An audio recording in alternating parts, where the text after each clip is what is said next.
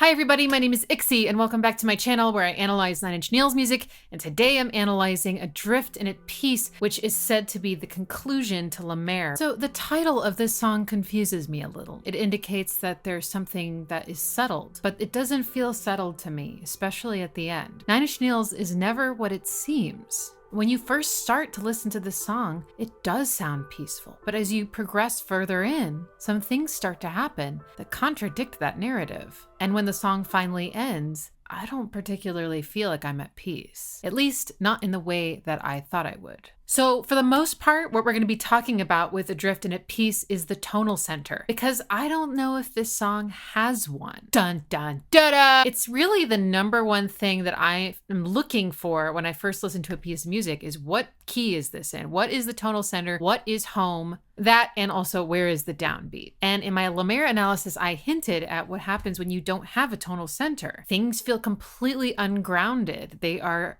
adrift. If you've watched any of my other videos, then you know that I talk a lot about how Trent Reznor writes in modes. Modes are not quite the same thing as a major or minor scale. They don't function the same way. I think that they can. And I've been analyzing Nine Inch Nails music, assuming it does have a tonal center. And I've been applying functional harmony concepts to modes, which some people would say is a no-no. But in this case, I really think this song is modal. I don't really think we can apply those concepts. What do I mean by modal? So everyone's familiar with the fact that there's a major scale and a minor scale, right? Major,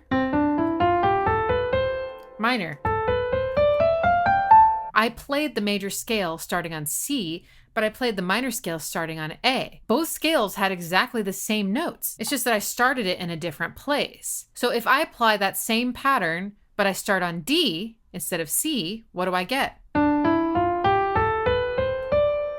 That's Dorian. What about E? That's Phrygian. What about F? That's Lydian. And G? Mixolydian. A?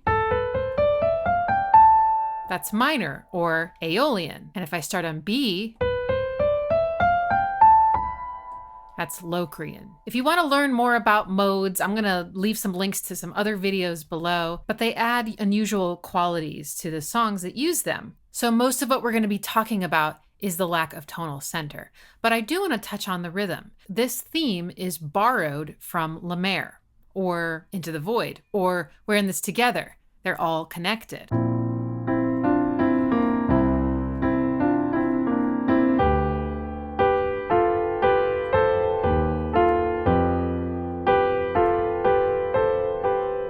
And like La Mer, this song is in a 3/4 time signature, which is a waltz. And it's phrased in 4, meaning you get 4 measures before it feels like something starts over. For example, 1, 2, 3, 2, 2, 3, 3, 2, 3, 4, 2, 3, 1, 2, 3. See how I counted 4 measures? That's a little different than La Mer because La Mer has 2 time signatures overlaid. So this is a lot more straightforward rhythmically. But I think that makes sense because if we had that clashing overlay of time signatures, I don't think this would feel peaceful at all. This song is built in layers. 1, 2, 3, 2, 2, 3, 3, 2, 3, 4, 2, 3. What's interesting is that it doesn't start on 1. It's going to start on the 4th measure of the previous phrase.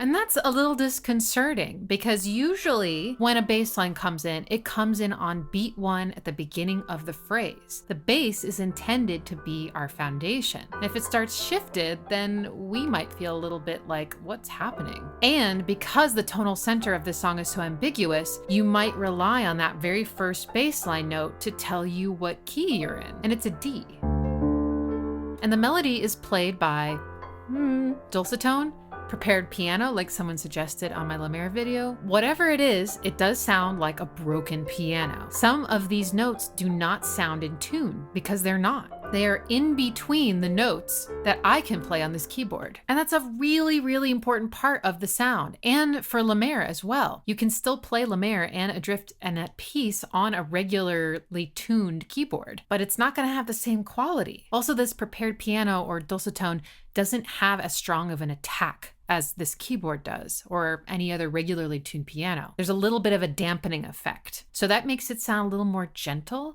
little more intimate, and it's literally quieter. So there's just this feeling of like, I have to lean in a little bit.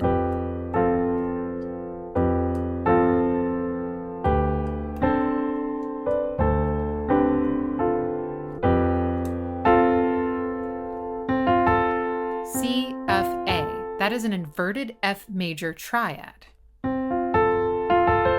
We don't hear a lot of triads in Nine Inch Nails music, so this is kind of comforting. So what key is this song in? I'm going to say that it's an F Lydian, Lydian being a mode, the most open mode.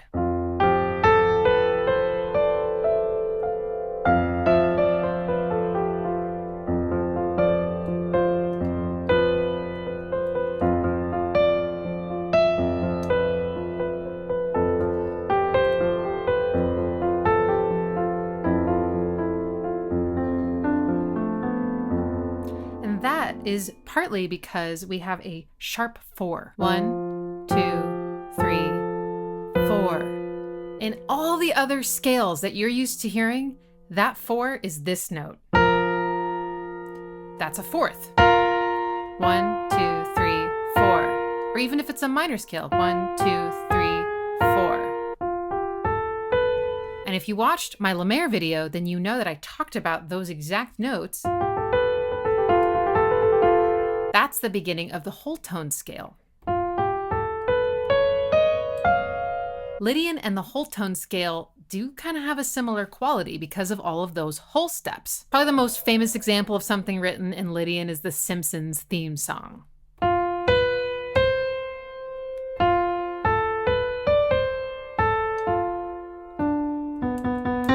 It's very curious, it can be very playful, but it can also be very peaceful and floaty. So that would be very much consistent with how this song feels, right?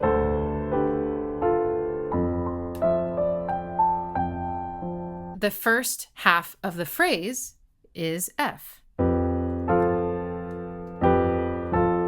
But then the chord progression or the bass line changes to D.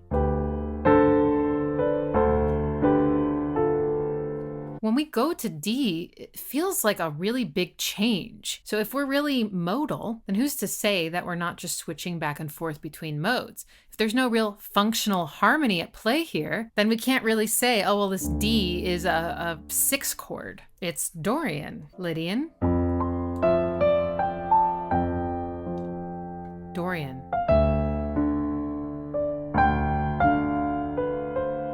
Lydian. Dorian.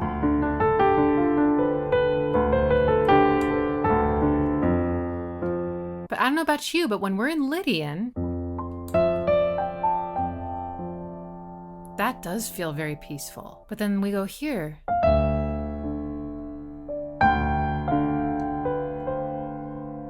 Completely different emotional quality. To me, I feel sad. So the first note of this melody is the sharp 4. Do you recognize that? Tritone, the devil's interval, or the Trent tone, because he uses it so often. The tritone uses him. So that just feels a little odd. But then we get kind of a resolution to the 5th. What do we do here? Oh my, that is a major 7th scale degree. This is the first time that I can remember in all of the analyses I've done where there is a raised 7th scale degree. 1, 2, 3, 4, 5, 6, 7. So the 7th scale degree in this scale is a major 7th. Why is this a big deal? It is to me just because the major 7th scale degree has a very different sound than the minor 7th. and he only uses this one. And he uses it all the time. You've heard me talk about this. Melodies, chord progressions, just leaning on it. He is so into minor sevenths, but to finally hear this, there it is. Man, that does not sound grounded. Now let's listen to what happens when we go down to D.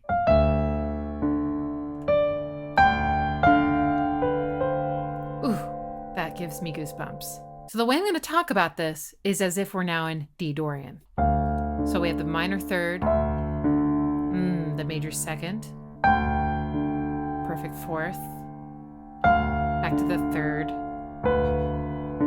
to the major sixth, which is what makes it sound like Dorian instead of D minor, to the seventh. If you want to give someone a sense of a tonal center, you want to make sure you're playing the third and the fifth and the tonic. And he's just not really doing that very much.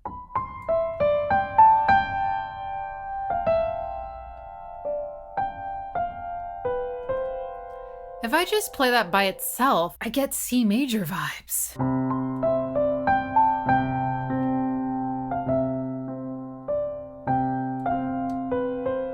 Even though those are the same notes, they have a different context now. Do you hear that there are points of rest with this melody over C? This would be a 7 resolving to 1.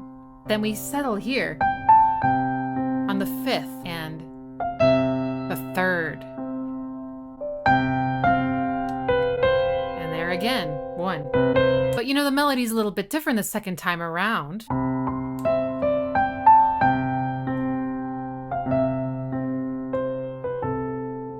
Now that does not sound like it's at rest. That would sound really good though if it went to A. The relationship between C and A is the same as between F and D.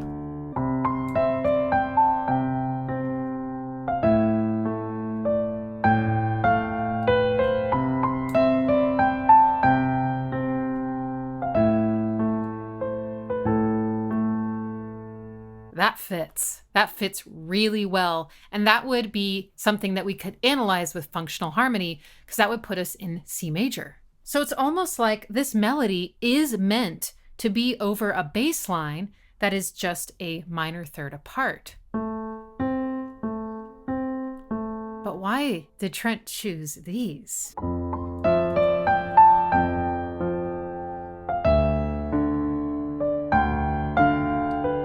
Well, it's not nearly as grounded, for one. It doesn't sound like normal pop music at all. Now, I listen to this song. I can hear it both as F Lydian, D Dorian, and very, very floaty, but there's also a certain kind of pull that I feel based on my conditioning with functional harmony that makes this sound like a flat 6 chord. And this sound like a minor 4 chord. And then you would get a minor 1, but you don't. You don't get it. So you just get this over and over again. When this is home,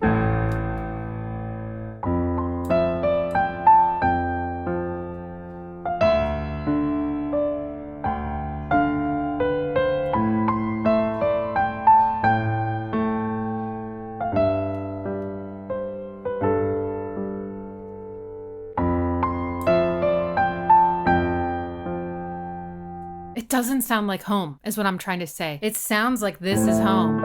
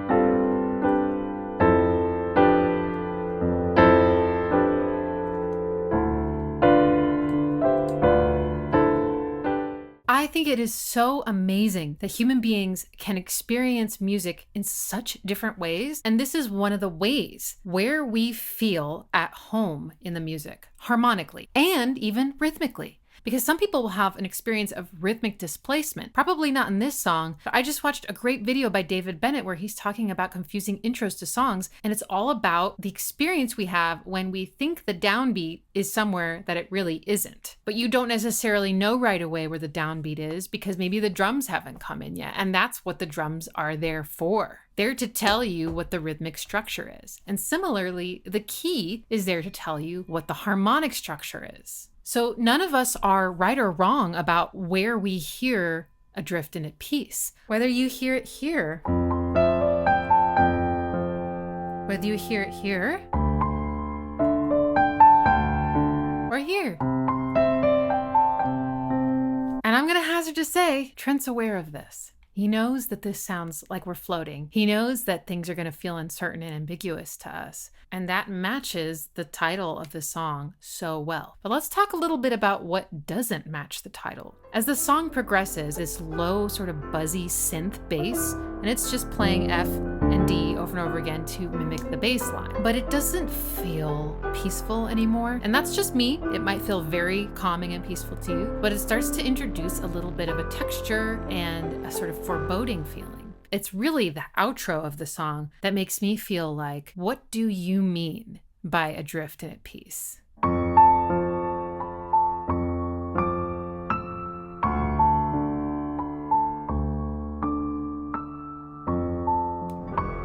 This note, it's somewhere in between C sharp and D.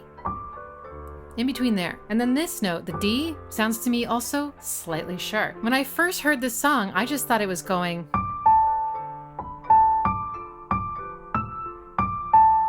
But that something was a little funky about it. When I listen again, it sounds more like. That these notes are distinctively different. It's just that this one is higher. That doesn't make sense. That sounds like it's an A major.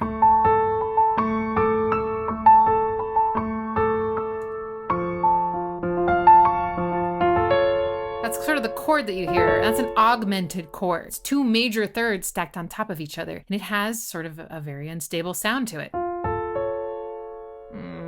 Not like, ah. So this C sharp just doesn't belong in F Lydian.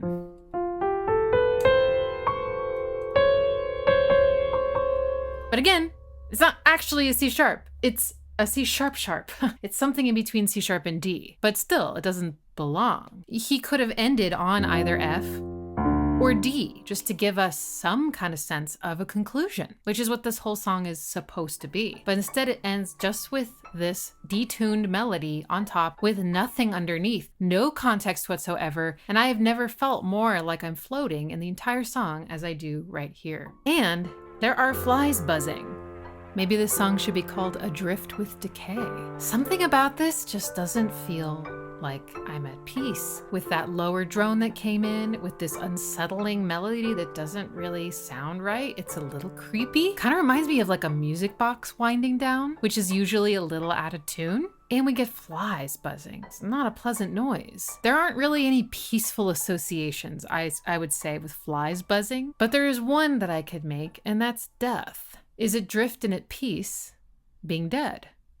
Maybe. One little thing that I discovered when I was listening on my headphones that I've never heard before is a really weird pan to the right between the 2-minute marker and 2:01. If you listen on your phone or any mono device, you won't hear it at all. But on your headphones, and you're kind of like lulled in at this point, 2 minutes in, this nice waltz. It's sounding really beautiful. It's slowly building. You're just feeling like a big hug. And all of a sudden, it feels like your brain is getting sucked out of your right ear. And it's just like, and then it goes back. Why would you do that unless you wanted people to be uncomfortable? I really love how this Lemaire theme has woven its way through the fragile all the way into still. But this is, as far as I know, where it ends. But if you think that this theme exists in any later EPs or albums, I would be really curious to know. Just how far does this theme go? That's it for this video. I'd love to hear what you think about this song and what it means. And next week, I'm going to be analyzing the downward spiral starting at the very beginning, and I could not be more excited. Thank you for being here. Thank you for subscribing. There's almost 900 of you, which blows my mind. And that means there's almost 1,000 of you. So when we hit 1,000 subscribers, I'm going to do a YouTube live. And so we can chat, we can do a Q&A, I can play some stuff, we can listen to some stuff together. So stay tuned for details about that. Thanks for watching, guys. See you next week. Please be there.